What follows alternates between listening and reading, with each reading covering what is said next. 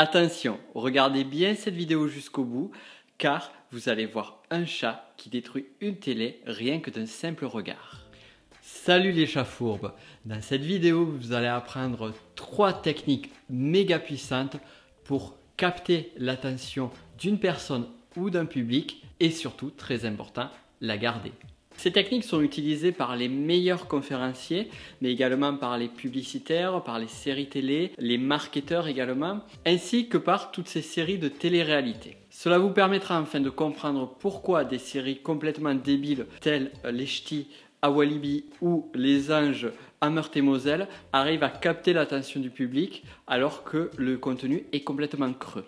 Le problème, c'est qu'un contenu hyper pertinent sur le fond n'est pas suffisant pour capter l'attention. Et les 3 techniques que je vais vous apprendre, je les utilise sur mes emails, sur mes vidéos de vente, sur mes conférences et également sur la vidéo que vous êtes en train de regarder en ce moment. Une fois que vous aurez compris ces 3 techniques, je vous invite à revoir cette vidéo et me dire en commentaire quelle technique vous avez trouvée à quel endroit. Ne nous voilons pas la face. Aujourd'hui, avec les nouvelles technologies, avec l'amas d'informations et de tâches à faire au quotidien, nous avons la capacité de concentration d'un poisson rouge. Et d'ailleurs, de nombreuses études que je ne vous dévoilerai pas ici, parce que nous avons plus important à faire, démontrent que notre concentration devient de plus en plus difficile. Voilà donc pourquoi il est important pour vous de capter l'attention de votre public et la maintenir. Au fait, vous ai-je dit que d'ici la fin de la vidéo, vous allez voir un chat qui détruit une télé d'un simple regard? La première technique, je viens de vous la faire à l'instant, c'est ce que l'on appelle le teasing. Je vais annoncer quelque chose qui va se produire un petit peu plus tard pour maintenir l'attention et maintenir le suspense. Cette technique, elle est énormément utilisée dans les séries et les jeux télévisés. Monique va-t-elle garder sa place de maître des 12 coups de midi? Vous le saurez après la pub. Pas besoin de vous faire de grandes démonstrations. Il est évident de comprendre qu'avec le teasing, vous restez attentif à ce qui va suivre, même si vous en foutez royalement. Et dans le cas d'une télé-réalité, par exemple, vous avez envie de savoir si Steven va sortir avec Cindy ou Michael. Cette technique-là, vous pouvez donc l'utiliser en annonçant quelque chose qui va arriver. Et une fois que celui-ci est arrivé, vous annoncez autre chose qui va se produire un petit peu plus tard, ce qui permet de maintenir l'attention jusqu'au bout.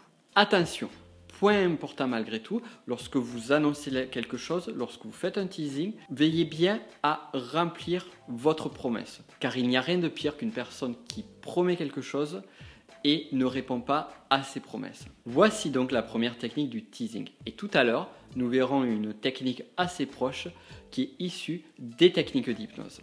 Mais avant cela, voyons la seconde technique. Cette seconde technique, on la retrouve énormément sur les séries et est très proche du teasing, c'est ce qu'on appelle le cliffhanger. Le cliffhanger, vous le retrouvez donc sur plusieurs séries, du style Breaking Bad, Person of Interest, Plus belle la vie même, ou Amour, gloire et beauté. Des mots qui font rêver. À la fin de votre contenu, vous allez créer une sorte de suspense qui va donner envie de regarder le contenu suivant. C'est exactement cette technique-là que j'ai utilisée dans la précédente vidéo. Si vous regardez jusqu'à la fin, vous comprendrez complètement cette technique-là. Alors le cliffhanger, vous allez l'utiliser à la fin de votre contenu, mais vous pouvez également l'intégrer à l'intérieur et créer une sorte de fil rouge ou une histoire qui va se dérouler d'épisode en épisode, ce qui va vous permettre de garder, de capter l'attention d'une personne tout au long de votre travail. Si vous vous intéressez à l'infopreneuriat, vous pouvez justement voir ce principe de cliffhanger présent dans ce que l'on appelle les super lancements. Donc les lancements de produits avec plusieurs vidéos. Et chacune de ces vidéos représente un épisode d'une même série. Et maintenant, last but not least, je vais vous donner une troisième technique qui est hyper puissante et surtout que très peu de personnes connaissent. Au fait, est-ce que je vous ai montré le chat qui va détruire la télé à la fin de la vidéo? Eh bien, c'est pas lui. Vous rappelez-vous d'une précédente vidéo où je vous parlais des techniques d'hypnose ici? Eh bien là, on va utiliser une technique qui est liée à ce domaine-là qui s'appelle les ruptures de pattern. Et c'est exactement ce que je viens de faire dans cette vidéo avec le chat que vous venez de voir.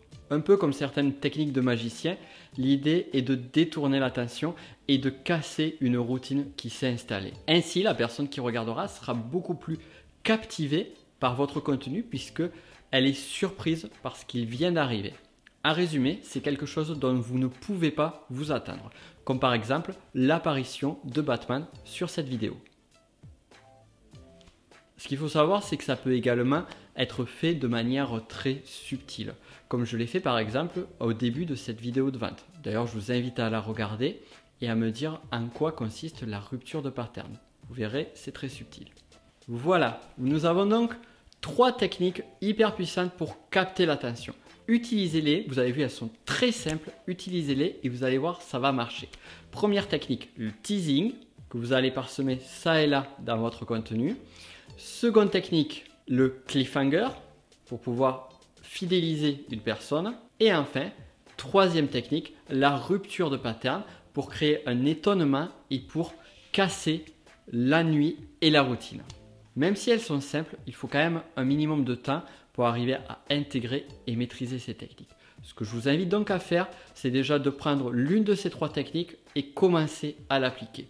Et une fois que vous la maîtriserez, testez-en une autre. D'ailleurs, vous pouvez me dire en commentaire comment vous allez la mettre en application. Ça serait très sympa de pouvoir échanger là-dessus. Je vous laisse donc y réfléchir. Surtout, pensez à partager cette vidéo si vous l'avez aimée, c'est très important. Et enfin, mes chers chats fourbes, je vous dis à très vite pour d'autres conseils. Ciao! Et à côté de cela, rares sont les situations où l'on accepte d'avoir un vendeur qui va nous faire une proposition commerciale. Et dès lors, on met en place des barrières, ce qu'on appelle les barrières à l'achat. Le concept essentiel sur cette stratégie est de contourner la barrière à l'achat. Pour cela, on va... Je vous l'avais promis tout à l'heure, voici donc le fameux chat au super pouvoir.